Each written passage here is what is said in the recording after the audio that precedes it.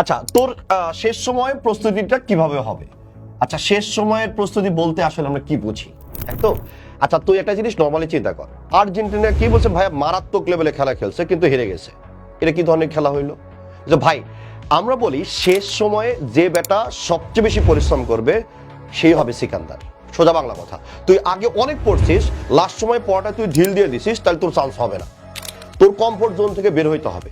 এই comfort zone থেকে বের হয়ে শেষ সময়টাতে এত বেশি পরিশ্রম করতে হবে, আগের ল্যাকিংসগুলো তোলার চেষ্টা করতে হবে, বিগত সালের কোশ্চিনগুলো বেশি বেশি পড়ে ধারণা নেই যে কোশ্চিনগুলো কোন জায়গা থেকে হয়।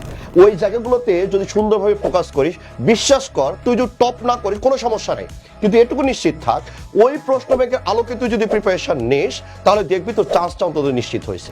এই জন্য নাটক করিস না, সুন্দর করে শেষ সময় অনেক বেশি ইফোর্ট দে, সফলতা তোরই আসবে।